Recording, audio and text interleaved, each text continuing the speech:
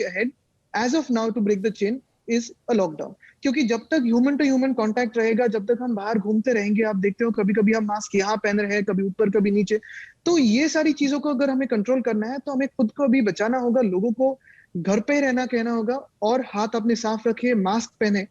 मुझे लगता है कहीं कहीं ऐसे भी देश है जहां उन्होंने कहा है कि घर में भी मास्क पहन के घूमो। तो मुझे लगता है ये थोड़ी जो कॉशन है वो हमें लेनी पड़ेगी जरूर। रेमडेसिविर भले ही लाइफ सेविंग ना हो, तमाम तरीके के गाइडलाइंस उसके बारे में दिए हो, लेकिन अभी भी उसका इस्तेमाल काफी संख्या में हो रहा है। और मुंबई से बाहर अगर हम निकले तो पुणे और रूरल महाराष्ट्र में खास करके ये दवाइयां नहीं मिल रही है और ऑक्सीजन की खास करके अभी भी कभी वहां पर दिखाई दे रही है।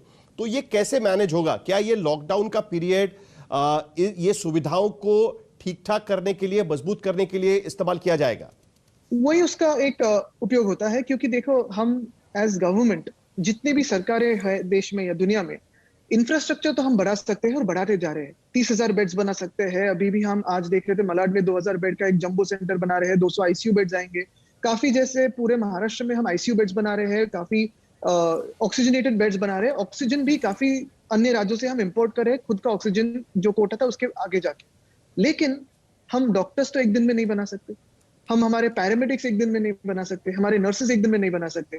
और उनपे जो तनाव आ गया है, उनपे जो स्ट्रेन है, वो कहीं ना कहीं हमें कम करना पड़ेगा। जो फ्रंटलाइन वर्कर्स है, फिर उसमें हमारे बीएसटी हो, एसटी हो, रेलवे के जो इंजीनियर्स है, ड्राइवर्स है, ये सारे लोग हैं, पुलिस है, ये जो हमारे फ्रंटलाइन वर्कर्स है, उनके लिए जो स्ट्रेन होता है वो कम करना जरूरी है। जो टेस्टिंग लैब्स है वो भी शायद 50,000 60,000 टेस्ट कर रहे हैं दिन में, तो जो टर्न अराउंड टाइम होता है वो भी तो कम होना कभी कभी जरूरी होता है।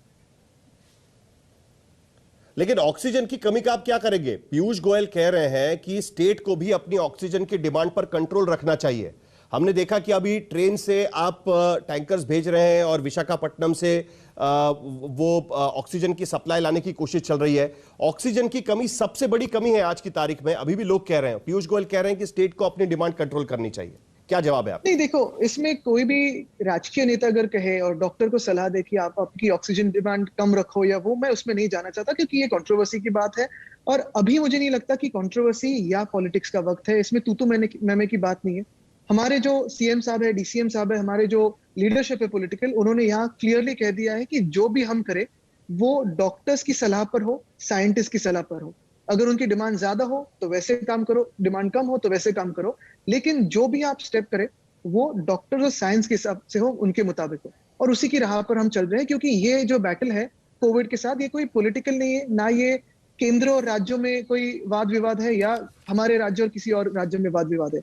ये this is a war against virus, और ये बैटल साइंटिफिक है और उसी तरह हमें लड़नी चाहिए एक साथ आके। और मुझे लगता है मैं यही सबसे अपील करूंगा कि ये जो डिमांड सप्लाई की बात है, वांट और नीड की बात है, मुझे लगता है कि जो साइंस कहता है उसी हिसाब से हम जाए। नहीं, आप कह रहे हैं कि ठीक है, केंद्र और राज्य के बीच की बात नहीं है, राजनीति की बात नहीं है, लेकिन हमने देखा कि वैक्सीनेशन को लेकर तू मैं हो ही गई थी। सरकार, राज्य सरकार कहती है कि हमको 50 लाख वैक्सीन चाहिए। उसके बाद आपने खत लिख के मांग की कि 25 के ऊपर जो आयु के लोग हैं उन सबको वैक्सीन देना चाहिए। अब केंद्र सरकार कह रही है कि 18 के ऊपर सबको वैक्सीनेट कर दो। राज्य सरकार को परमिशन भी दी है, इजाजत भी दी है कि 50% आपका कोटा है वो सीधे आप प्रोक्योर कर सकते हैं। तो अभी तो राज्य सरकार की जिम्मेदारी बढ़ेगी, अब तो आपको केंद्र सरकार के पास देखना नहीं पड़ेगा शायद। तो क्या ये काफी है? अभी जो वैक्सीन मिल रही है उसके हिसाब से जो 18 के ऊपर आयु के लोगों को वैक्सीन दिया जाएगा, क्या उसके लिए राज्य सरकार तैयार है या आपका उस पर आपकी क्या मांग रहेगी? यही एक चीज है कि हम ये जो 2 महीने से कह रहे थे कि यूनिवर्सल वैक्सीनेशन होना जरूरी है। महाराष्ट्र जैसे राज्यों में जहां वर्कफोर्स ज्यादा है, यंगर वर्कफोर्स ज्यादा है, अभी मैं जैसे खुद 30 साल का हूं और फ्रंटलाइन वर्कर में तो मैं खुद एनरोल नहीं किया हूं, क्योंकि मैं फ्रंटलाइन वर्कर शायद हो भी सकता हूं, नहीं भी, लेकिन हमें जो रूल्स है वो फॉलो करना जरूरी है।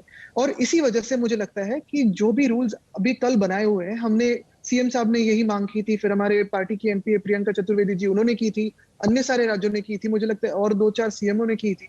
तो ये कल फाइनली मांग, बीच में थोड़ी क्रिटिसिज्म पॉलिटिकल तू मैं हुई, जो मुझे नहीं लगता कि जरूरी थी, क्योंकि फाइनली वही निर्णय लिया जो होना ही था।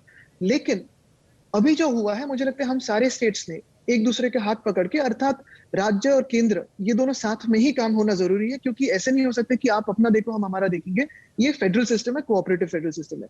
ये कहते हुए महाराष्ट्र पूरी तरह से तैयार है। अभी जो भी हमें लिखित जो आएगा, क्लैरिफिकेशन आएंगे, नोटिफिकेशन आएंगे, उसी के हिसाब से हम दुनिया भर में जो कोई अच्छे वैक्सीन हो, हमारे देश में सबसे जो अच्छे वैक्सीन है, दोनों जो है उनको साथ लेके ज्यादा से ज्यादा और सबसे फास्ट कैसे हम वैक्सीनेशन कर सके, हमारा यंगर वर्कफोर्स है सारे लोगों का, वो उस पर हम ध्यान देंगे, क्योंकि ये नहीं साहिल जी देखिए